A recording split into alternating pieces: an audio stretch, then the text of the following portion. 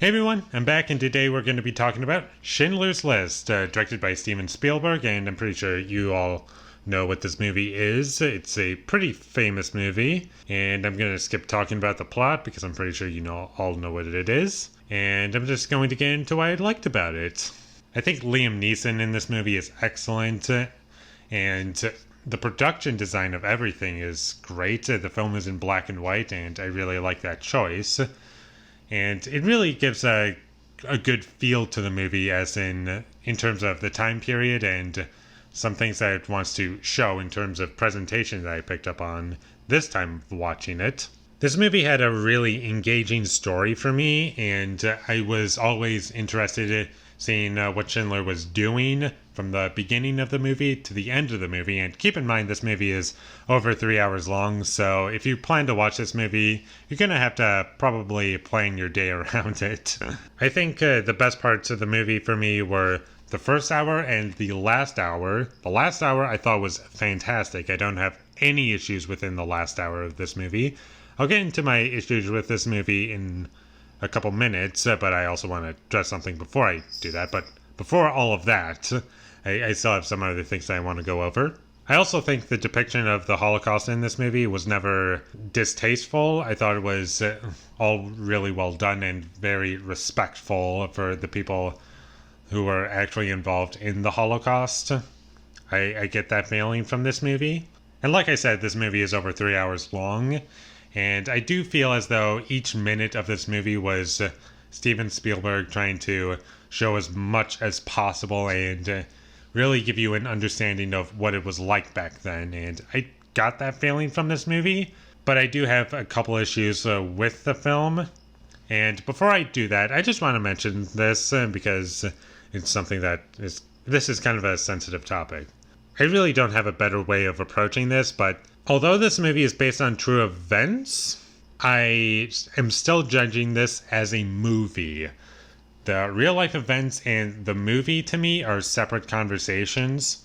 And if you do not feel that way, that is fine. However, if I were to say I was a part of that, then I would be lying about this whole review. And basically, if you're not allowed to criticize this movie because it's based on true events, then what is this even? Is this even a movie? Or what is this even?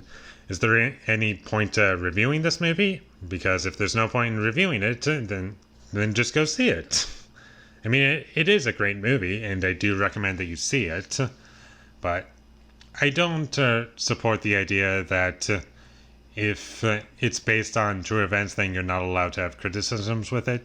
And there are people out there who exist, and I'm not trying to offend these people.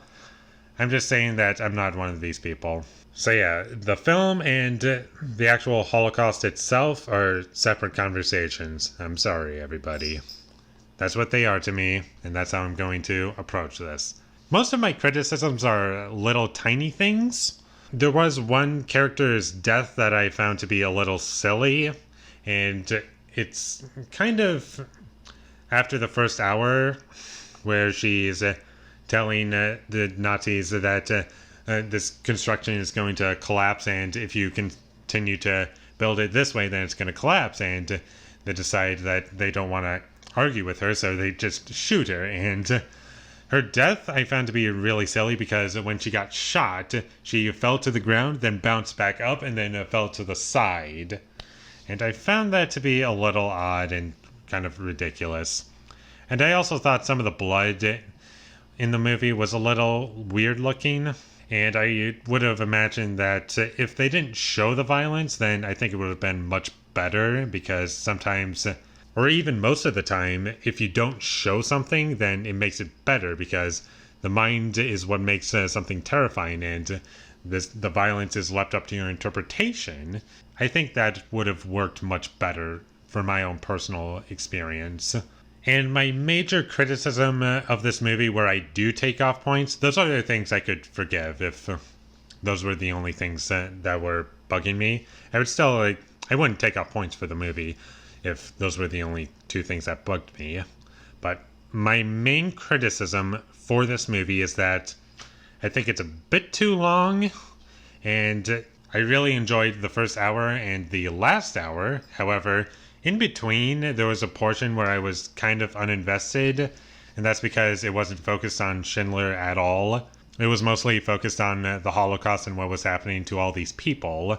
I understand what they were doing, and I think it was well done. However, why it wasn't very engaging for me is because the heart of the movie for me was Schindler and watching his journey go from throughout the entire film.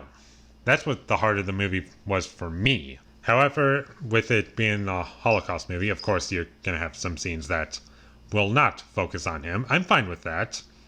However, I do feel as though the scenes that did not focus on him in that hour in between, in the middle of the movie, I feel as though those scenes kind of went on for too long, and some of them could have been removed, and there were a couple subplots in this movie that I just didn't care for. Like, there was a subplot that involved a Nazi and a woman that he just couldn't love. I thought that was kind of stupid and didn't need to be in the movie, and it honestly just felt like filler to me. That's how I felt about it. But aside from that, I don't have any other criticisms with this movie. I think it's very well done. It has great music. It's really well presented. Even the parts that I don't like they're well presented. They're just, some things went on for too long, and it took away from my experience because of that.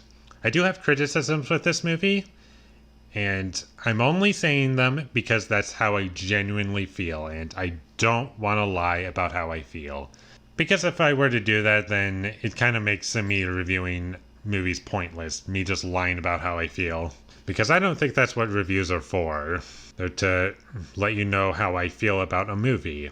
And that's about all I have to say about Schindler's List. I think it's great. You should definitely check it out. There's really powerful scenes within it, especially in the last hour. I thought the last hour of this movie was absolutely fantastic. I was glued to the screen. I couldn't take my eyes off of it. And it engaged me from the moment that last hour started to the moment that it ended. And the first hour is great. There's just a little chunk of the movie that kind of ruined the storytelling for me. And if you don't feel that way, that's fine. You don't have to agree with me. No one ever said that you had to. This is just how I feel. I'm only saying these things because this is how I feel. And with all that being said, I'm going to give Schindler's List an 8 out of 10. Thank you for watching my videos. As always, if you enjoyed this review, be sure to leave a like and comment down below what you thought of Schindler's List down below. And my social media links, they will all be in the description down below, so follow me there. And last but not least, subscribe to be a part of Foley Nation, and I'll see you when I get my next review up, and that is going to be for In Bruges. So look forward to that, but until I get that up, thank you for watching, and have a great day.